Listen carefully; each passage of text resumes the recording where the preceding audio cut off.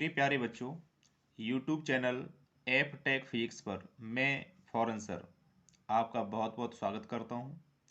यदि आप चैनल पर नए हैं और बोर्ड एग्जाम को बेहद आसान बनाना चाहते हैं तो जुड़िए मेरे साथ। जैसा कि आप यहाँ पे देख रहे हैं, यूपी बोर्ड सब्जेक्ट फिजिक्स है। वेरी इंपॉर्टेंट क्वेश्चन, वर्ष 2022।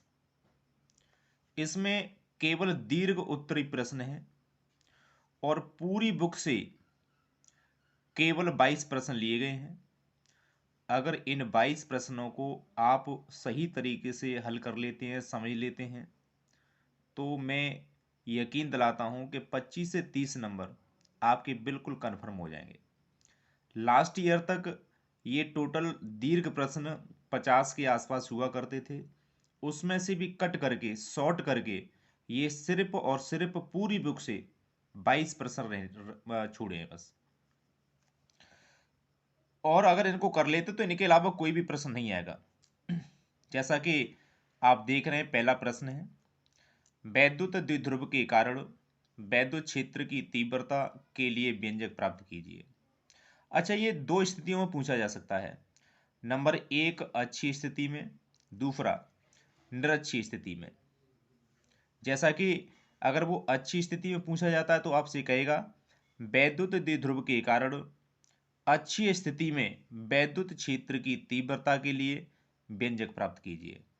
इसके लिए फॉर्मूला जो रहता है, E इजकल टू 1/4πε0 2p/r की होता है, जहां 1/4πε0 ये जो होता है ये कांस्टेंट वैल्यू होती है, जिसकी वैल्यू 9 × 10⁹ होता है। p यहाँ पे वैद्युत द्विध्रुव आघूर्ण होता है, r दूरी होती है। ऐसे ही निरक्षीय स्थिति में इस फॉर्मूले की बात करें तो यहाँ पर 2p हुआ करता था, लेकिन यहाँ 2 नहीं होता है। यहाँ पर E इजकल टू 1/4πε0 p/r की होता है। दूसरा प्रश्न है हमारा, गॉस की प्रमेय लिखो तथा इसे सिद्ध कीजिए। गॉस की प्रमेय हमें यहाँ पर लिखनी है, जैसा कि किसी बंद पृष्ठ से गुजरने वाला कुल वैद्युत फ्लक्स जो होता है उस पृष्ठ को दिए गए कुल आवेश का 1/ε0 गुना होता है। किसी पृष्ठ से गुजरने वाला वैद्युत फ्लक्स उस पृष्ठ को दिए गए कुल आवेश का 1/ε0 गुना होता है, अर्थात φE इजकल टू Q/ε0 होता है। ये हमें प्रूफ करना होता है गॉस की प्रमेय से।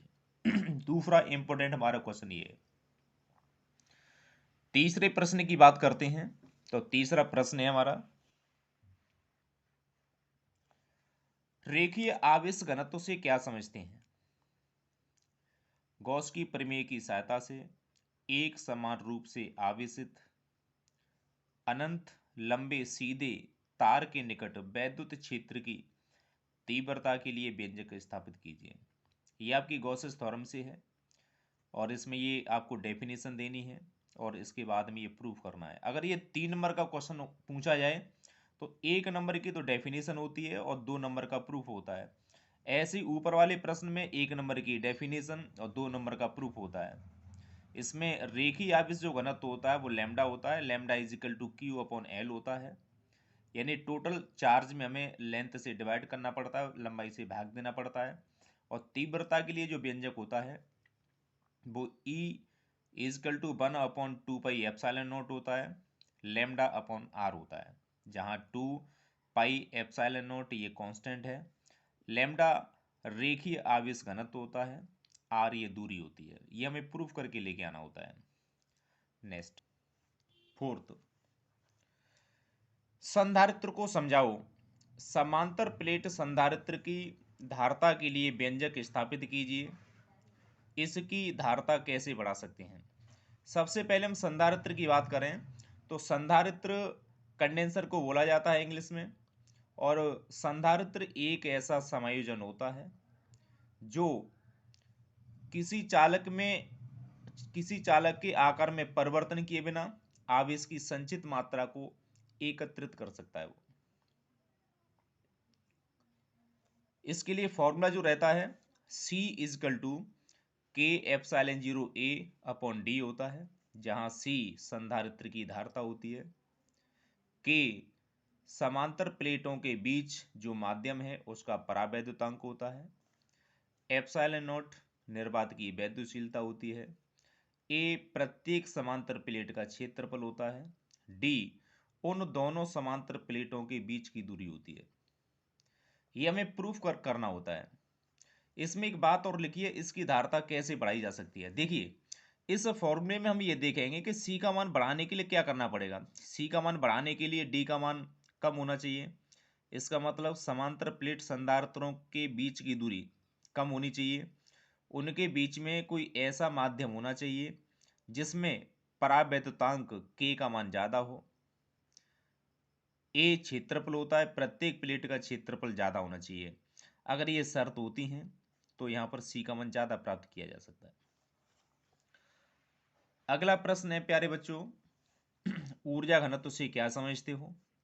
समांतर प्लेट संधारित्र की प्लेटों के बीच ऊर्जा घनत्व का सूत्र 1/2 K epsilon not E square होता है। सिद्ध कीजिए। जहां प्रतीकों के सामान्य अर्थ होते हैं।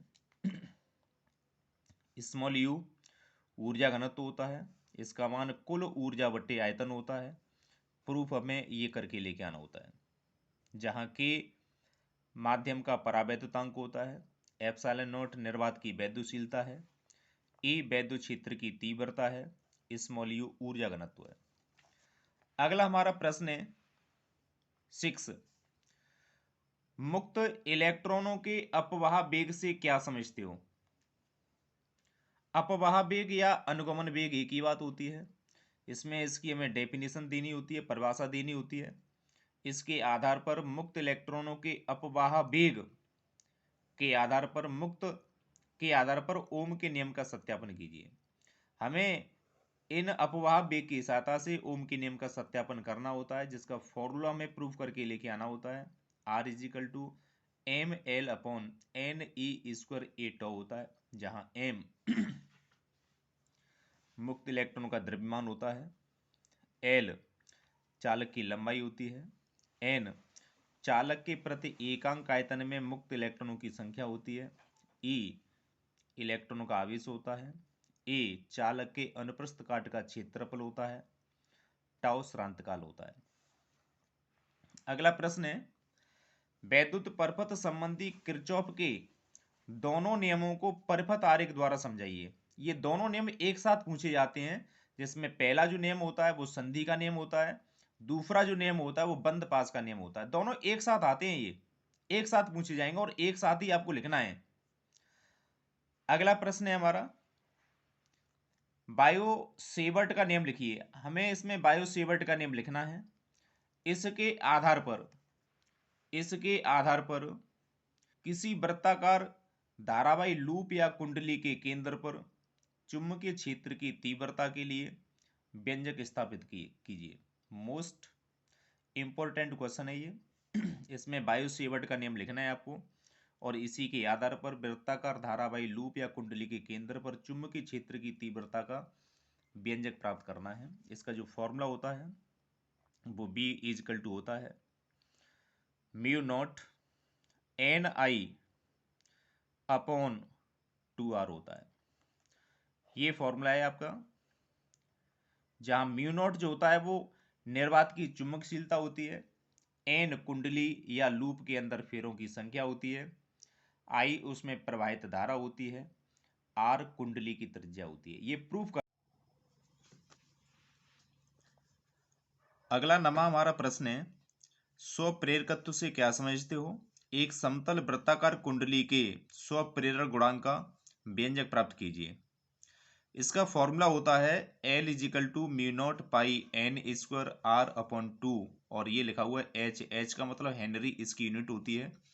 जहां μ0 जो होता है वो निर्वात की चुंबकशीलता होती है, पाई n कुंडली में फेरों की संख्या होती है, R कुंडली की त्रिज्या होती है। ये क्वेश्चन 3 नंबर का अगर क्वेश्चन बनता है तो 1 नंबर की ये डेफिनेशन रहती है, 2 नंबर का ये प्रूफ रहता है। इस प्रकार टोटल 3 नंबर का होता है। ये क्वेश्चन कभी कभी 5 नंबर का भी बनता है। अगर इसके साथ में छोटा सा न्यूमेरिकल अगर ऐड करता है तो यही क्वेश्चन 5 नंबर का बन जाता है। अगला हमारा प्रश्न है, एल लंबाई की एक तांबे की छड़ बी तीव्रता के एक समान चुंबकीय क्षेत्र के लंबवत तल में ओमेगा कोणीय वेग से अपने एक सिरे के परित घूर्णन कर रही है। सिद्ध कीजिए कि छड़ के सिरों के बीच प्रेरित विद्युत वाहक बल E equal to 1/2 B L square omega होगा। यहाँ पर बी ये एक समान चुंबकीय क्षेत्र है, एल चालक की लंबाई है और ओमेगा कोणीय वेग है जिससे वो रोटेट कर रही है, और ई उस चालक के दोनों सिरों के बीच में लगने वाला प्रेरित विद्युत वाहक बल होता है, ये प्रूव करना होता है। नेक्स्ट हमारा क्वेश्चन है, प्रत्यावर्ती वोल्टेज स्रोत B equal to B not sine omega T से प्रेरकत्व L, धारता C तथा प्रतिरोध R तीनों श्रेणी क्रम में जुड़े हैं। परपथ के लिए व्यंजक प्राप्त कीजिए। अब यहाँ पे एक बात देखिए प्रश्न में, इसमें तीनों की बात कर रहा है, L की बात कर रहा है, C की बात कर रहा है, R की बात कर रहा है। इस प्रकार ये LCR परपथ बना। कौन सा बना बच्चों? LCR परपथ बनाइए, LCR सर्किट। तो LCR सर्किट के लिए हमें क्या ज्ञात करना है?